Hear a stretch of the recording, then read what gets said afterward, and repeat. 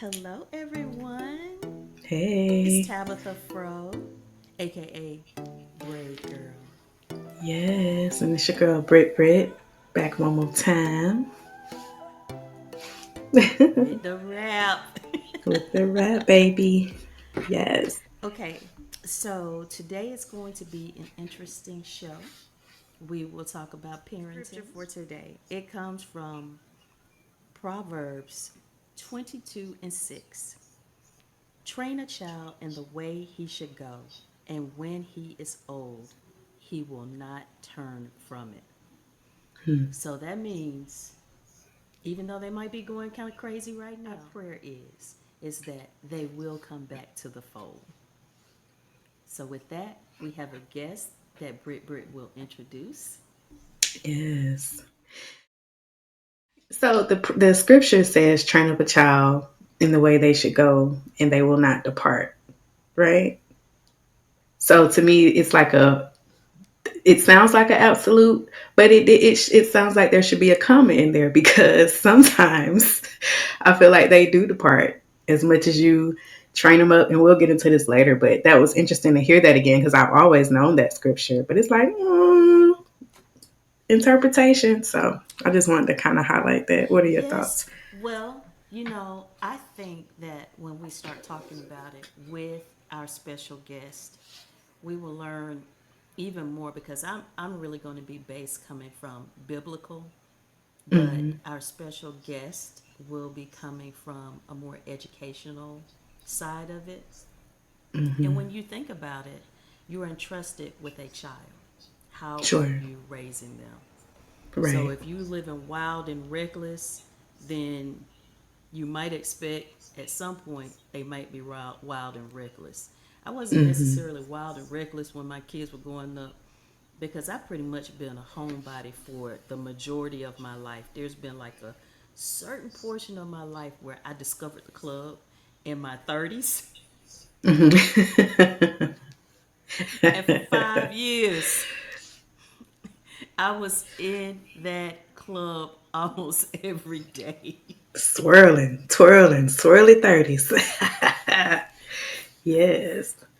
And then I'm seeing the same people in here every time I'm in here. And they have Like been around here clockwork. way before me. Yes. Mm-hmm. So we'll get into it and we'll Yeah. we'll share our thoughts. But this is talking about this because I still don't know what's behind the whole IG Instagram thing that Ti made, but of course I love Ti, Atlanta boy. Hmm.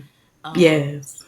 and Love them. it just struck me as interesting because he said some things that I have always said. Like after a certain point, I've already said everything that I'm going to say to you, and you have to realize that when they are no longer children in your house, these are merely suggestions and Hmm. they don't have to do what you say anymore. Real talk. I think that's where that comma comes in. Now, granted, we can't rewrite the Bible at this point, or we could.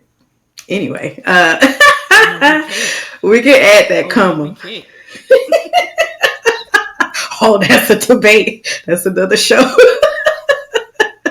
But yes, is none other than my mommy. Her name is Denise, and she has been a teacher for the last 30 plus years. And I wanted to bring her on because we have these conversations all the time about how critical it is to start teaching your children at a young age because she's worked with children from pre-K all the way up to fourth grade. So she really has worked with kids in that critical Really, stage, teaching them and they're looking and they're learning and they're observing. So I just wanted to bring her on to give us some educated and experiential feedback too about children, especially when we start talking about having a village, whether it's your family, your friends, the teachers are a village, and you remember how we used to have that village back in the day amongst black people in our culture and in our neighborhoods where you couldn't go up the street of Miss Mary, you know she it's not supposed to be out there, and she like, I'm gonna tell your mama, so I wanted to bring her on to also bring in that more professional advisor as well. So you brought up a good point, Britt. Speaking about the village and when you used to go up the street and you mind your P's and Q's. I have noticed more and more young people walking up the street and they continue cursing. If you were a Mm, cursor as a young child, if an adult came in any eyesight, you would say, "Oh, ooh," you would cut it out. But hmm. now these kids are. Mm, Don't I care. usually just say language, language. Hmm. Yeah. And it be young ones too. It don't be just the teenagers. Some of them be like preteen Young, and like young. It's young. even 9 and 10. I'd be like, yikes, you know. So yeah, I had it's to pull it's a it's big mama different. move on one child one time. She was Uh out in front of the house talking about she was gonna beat somebody's A. And when I say oh. she Mm. had to be all of 5 or 6 years old, and I said, "What did you say?" And then she looked at me and she was like, "I ain't talking to you." And I said, "What did you say?" And Oh, she was like, "Yeah, you don't do gathered that." it up real quick. Exactly, girl. Gather your collar. Get your life. But I agree with you. I agree with what Ti had to say too, and it's no matter it shows too. No matter where you are in life, if you're a celebrity, how high up on the pole you are, or wherever you are, status wise, your children still gonna be children. You know what I'm saying? And people, in my opinion, shouldn't be surprised or feeling the way about what he said because yeah, if we done taught you and told you and really tried to be there to show you what's up, and we lived as examples of what you shouldn't do, and we told you that. Shouty. All right, go on out that end. So, And I'm gonna be real candid. One of my sons ended up in some trouble and was down in DeKalb County. He called me over and over again. I was like, "Yeah, I don't come see folks in jail. That ain't what I do." I'm trying to tell you, my mama would tell us the same thing. You're gonna be in there. You're Till gonna you be in get out. there till you get out. So if I And try for to the tell parents, you over and over mm-hmm. again not to go, and you still end up out, Hey, it use your depends phone. on. It could be something that you didn't cause. Then of course I would go down there. But if it's something that I've been Mm-hmm. telling you, hey, you need to steer clear. Nah. Yeah, and for the parents who do go pick up their children, that's not wrong either. Hey, go get them. Love on them. But everybody just falls in a different bucket, I think, when it comes to that type of scenario. So bless that baby. Still lifting him up. And I hope he learns whatever it is he needs to learn. But that's some people business. You know, but bless his heart. Bottom So line, we're gonna yeah, talk about saving hours. Where your yes. mama, Britt? Are we ready to bring her in? Is she? So first of all, mommy, thank you for coming on to join us and stuff. And we've introduced you already, so you'll see that in the edit. But if Okay. you want to introduce yourself, let us know who you are. Tell our audience about your experience. I'm Deborah Harrington. Well, Deborah Harrington. I use the niece because I have a twin sister. I'm an educator. I've been in education over 30 years. What made me want to become an educator was when I had Brittany, and Brittany was first going off to daycare, and I was interested in knowing what she was doing at daycare, and I would check up on her. And the first daycare that she went to, her dad and I would check up on her, and they were keeping her in the bed a little bit too much, and she would come home very, very hyper, and we wondered why she was so hyper. And I had my husband go by and check, and he found that they were keeping her in the bed. They would let her get down and get a toy and put her back in the bed. And we was like, no, this is not going to work. So my mother-in-law, she was a nurse, and she would do the hearing and vision at one of the daycares. I won't call the name. And she decided that's where Brittany needed to go. So I started off with Head Start, and I did work at I started off with Home Park, Mm-hmm. and then from there I went to Head Start, and that's what made me want to become an educator, knowing to really familiarize myself with what was going on with my kids, and how they learn in their environment, and that's what Mm-hmm. made me want to become an educator. Yeah. Thank you. Yeah. First thing we wanted to jump into was what would you say, because you work with children, as you just said, from ages pre-K up to now fourth grade. You work with fourth Mhm. graders now, right? early should we start imparting certain teachings and stuff from your experience? The importance of early childhood and teaching is, really like their early childhood helps with them with their social skills, life skills, and fun, safe environment, loving environment, building a foundation of who they will become in life. Mm-hmm. Um, Help children with emotional and cognitive skills that they need to become in lifelong learners. That's what I would Mm-hmm. say. So Um, break that down in people terms. What was People terms. that? Okay. Yeah. Just in early life, it helps them with being give me the importance of early childhood teaching. As far as this, getting along with others, Mm-hmm. getting along with others, having that connection without outside of home, having that connection, um, learning different cultures of life, if you will, because you have more than just your culture and other cultures. Have different cultures and getting along with others. Mm-hmm. Learning how to respect one another, respect. Sometimes they don't learn that at home.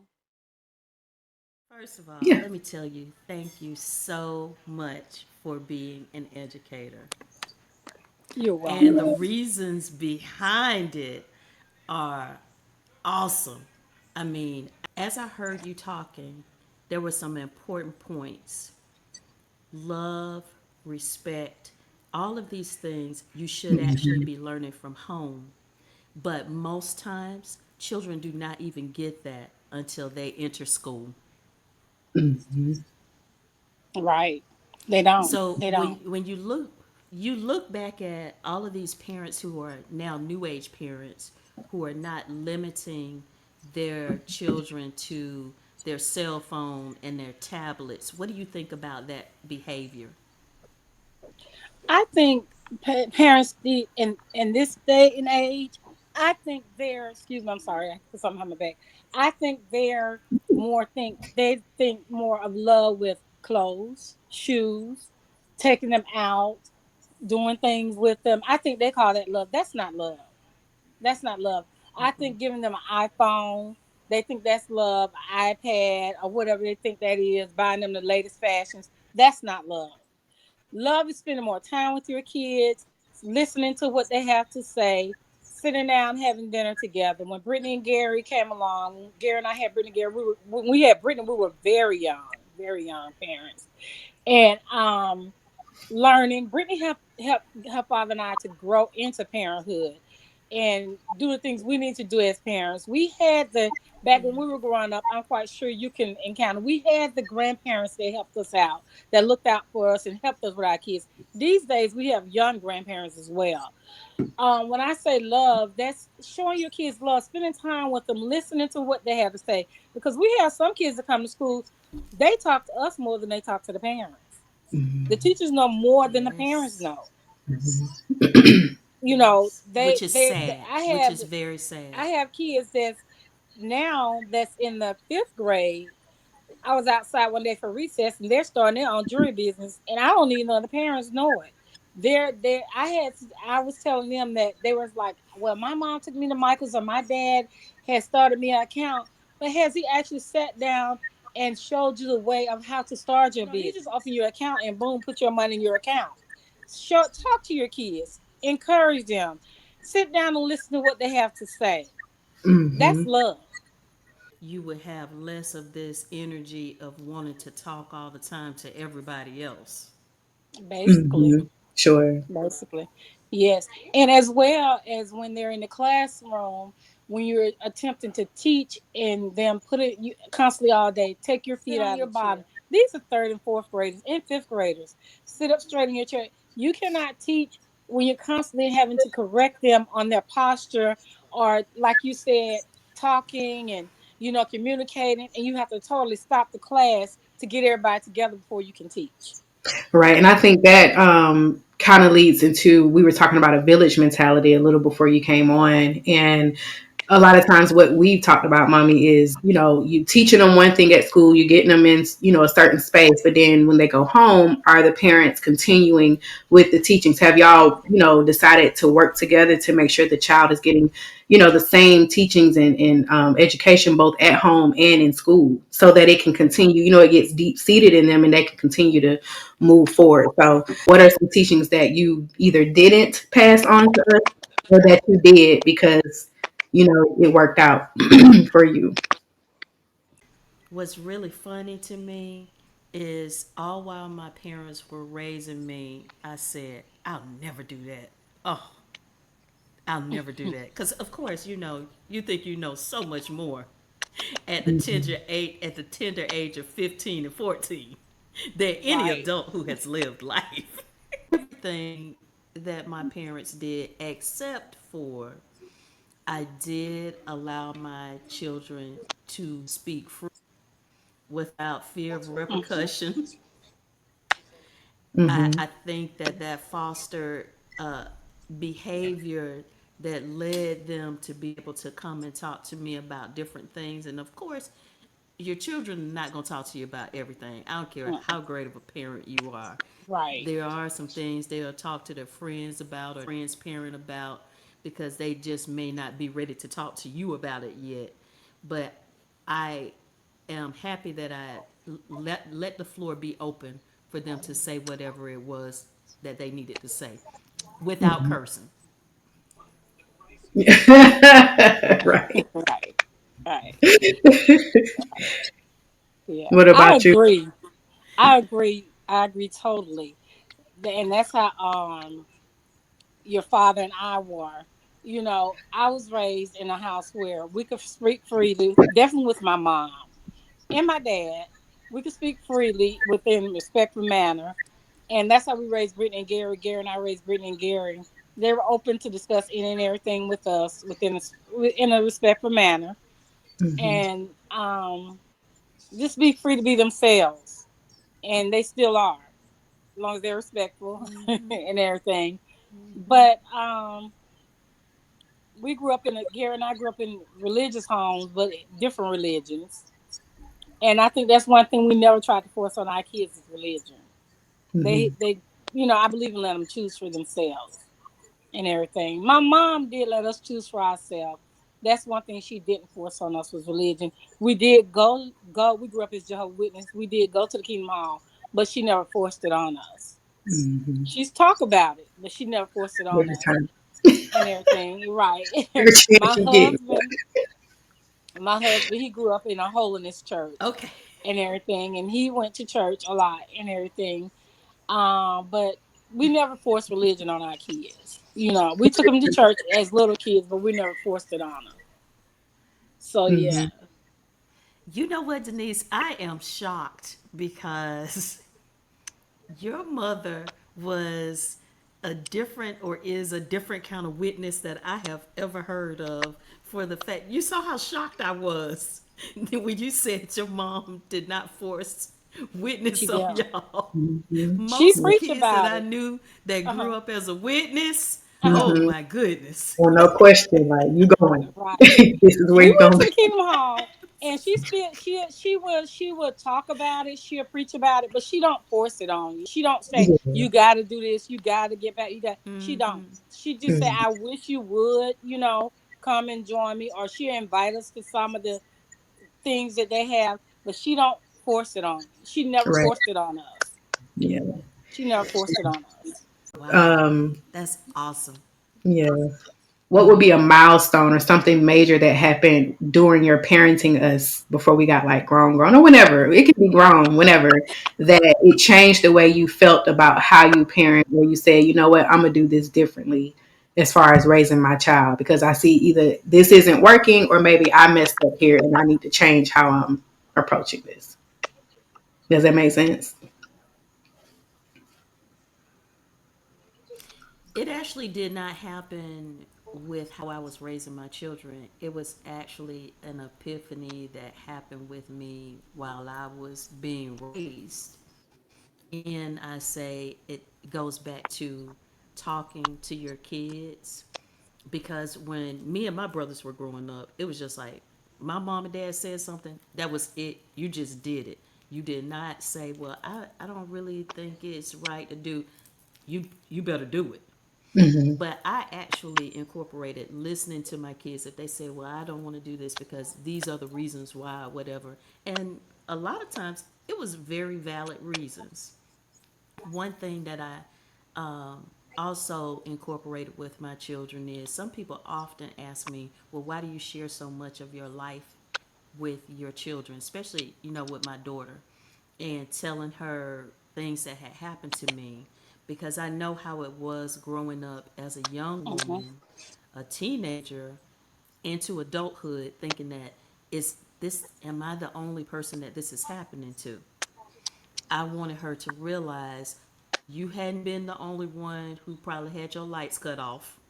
You're not the only one who missed a car payment. It Hmm. Mhm. all these things happen in life, and when they happen, this is how you're supposed to do it. Or I want to impart that on my children so they won't have to go through that. Not that they Right.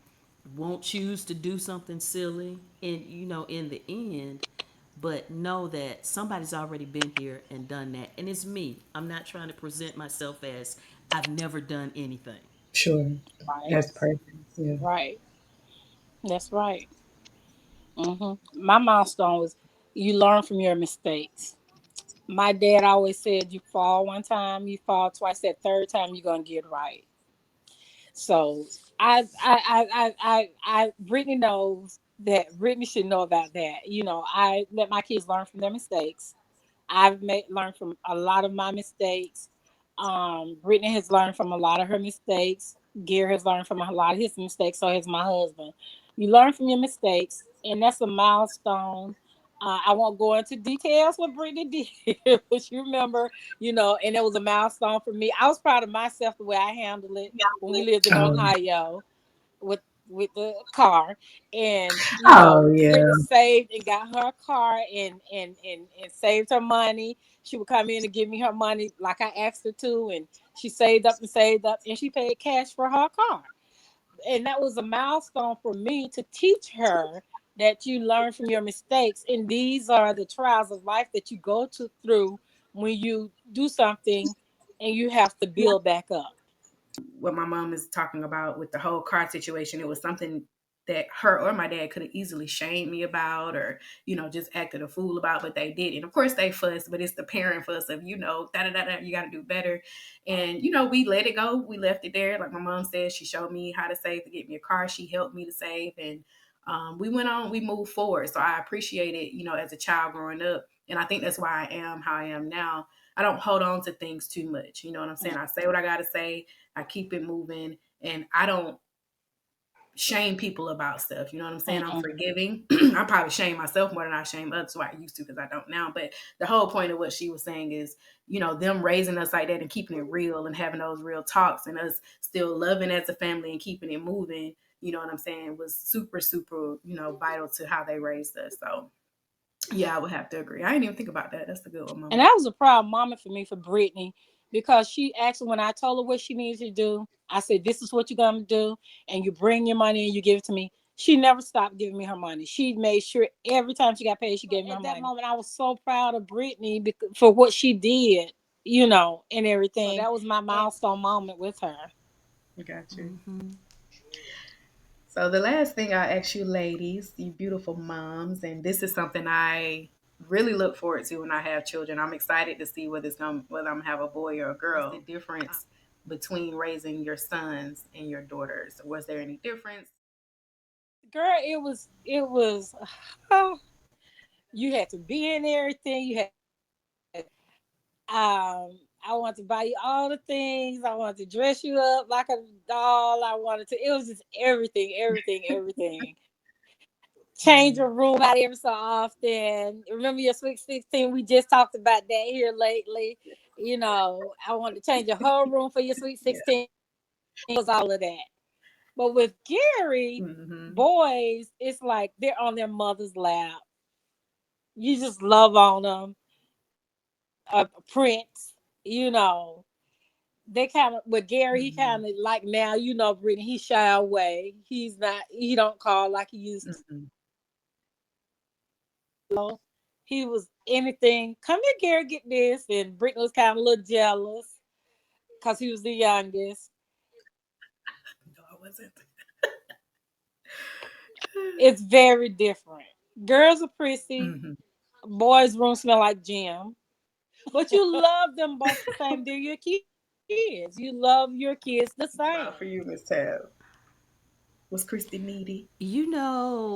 No, you Mm-hmm. know she was not. So I didn't have That's that also she experience. was I needy. did want to Mm-hmm. do all of that stuff, like the girly kind of stuff with her.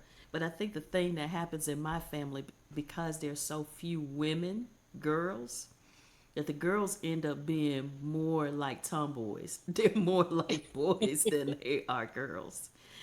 She was rough for a long time while she was growing up. Anything you said to her, the only thing she would respond with was, mm, mm. She just went through a whole phase where no matter what you ask her, she would always say, mm, mm. And we were like, what is going on with that? She wore old sneakers, she wore ratty jeans, and I guess it was just like I say, it's a lot of boys in my family. Mm-hmm. So she just wanted to just play with the boys. So there was really truly no difference until she became probably about 16, 17. And then our relationship was more inclusive. And the boys were just like really to their dad. And I would say none of them were really needy. I made them needy. The children.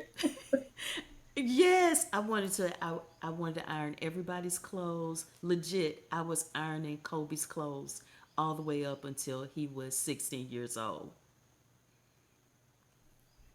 I had to stop. So God, they it was lucky hard because to we do. had to. Yeah, I had to start ironing my own stuff when I was about 11 or 12. I was like, man, it's some bull. My mom was What you like, here nope, for, mama? y'all got hands right. Y'all got hands. Y'all able about it. You fixing your own food. Wash your own stuff. Iron your own stuff. Man, So did I y'all guess iron for the week? no, I actually got up every morning and ironed their stuff. I made Oh, breakfast, I blessing. ironed clothes. Yeah, I am the consummate nurturer. I love nurturing people. uh, Mhm. what y'all out here doing moment? We might have another appearance from Brit's mom. We're having some technical difficulties, but just in case, we're going to go ahead and start with a moment. So I shared with Britt that I wanted to talk about the time I actually first met her mom. The girls, Christy and Britt, were living together, Mhm. and I had decided that I was going to barbecue for them on this particular Friday at my apartment, which was I had an illegal grill. That grill was illegal. There's no doubts about it. That thing was a barrel grill. It was meant to be on somebody's deck, not in Yes, somebody's. I remember. We didn't care. It was huge. And when I lit that thing, That beast. everybody's apartment smelled like barbecue, and they never said anything to me about it. I don't know what Mm. that was about, but if it had been me, I'd been like, bruh, please don't light that barbecue no more. Please Y'all don't thought do she it. was out there But that about to thing would grill be up Jimmy smoking. Nicks. I'm trying to tell you, for a whole restaurant. So I am going to barbecue. I get home from work, and I usually would like to park my car because I lived in Old Fourth Ward. And at this time, walking around in the neighborhood, I was like, everybody's got a bicycle. I think I'm gonna go and get a bicycle too. I could ride down to the grocery store, get my groceries, and pedal back with them. It's easy. Seen folks doing it all the time. My good white neighbors had plenty Yes, of groceries on their bicycles, bringing them and they back was home. pedaling. Girl, I got down there to that grocery store. Mm. My legs were exhausted.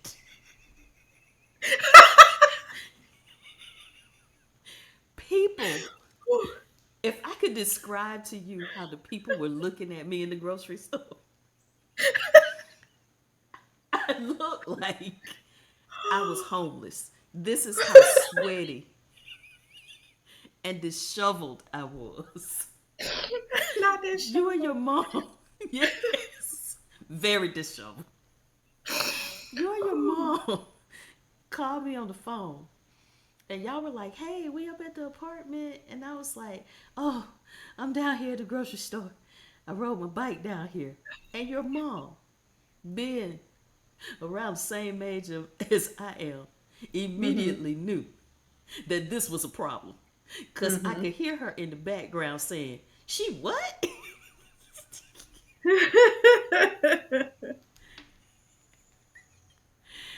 She said, "Do she want us to come down there and get her?" And I said, "No, no, I'm going to ride the bike back." She said, "Look, girl, we can put that bicycle in the back of this vehicle." Right. You just come on And I here. was like, "Okay, well, maybe we can put the groceries back there and I'll ride the bike back because I bought the bike. I'm going to ride it." Mm-hmm. So I don't know. I had picked up so many groceries. I was so glad that y'all had come down to the grocery store and got those groceries. Took the Mm-hmm. groceries Did you back, start the trouble? and if I can remember correctly, Britt, I actually beat y'all back to the apartment. You did. You did. On the bike, pedaling away, working them legs out, burning them legs up. So, Britt, you know what I ended up doing with that bike after I went to the took it came from the grocery store with it? You toss it in the I Chattahoochee. took that bike, girl. I took that bike back to the store. I took it back to the store. Mom, we was talking about that time when you first met Miss Tab and she had rode that bike to the store and we Oh had to yeah. go help her get them groceries because she just wasn't gonna make it back. Right. And she said we were on the phone real quick and you could hear her on my phone saying, I done rode this bike down here, I got these groceries. And you was like, she Right. what? We going down there. And we went and got her and got them groceries. Right. So yeah, that's our Right. little funny moment of the show. But but thank you, mommy, for coming Thank you on. so much You're for welcome. joining us. Appreciate that you came on and shared some insight and a little bit of what goes on in a classroom, which we already Mhm. know. I actually want to pick this up once again and bring you back so we can continue to talk about the importance of just having your children ready and prepared for starting school. Mhm. I would truly And love to if come me back and and Britt join had, you guys. This is interesting this morning. A very good topic and a very good conversation piece this morning. For sure. thank you. For sure.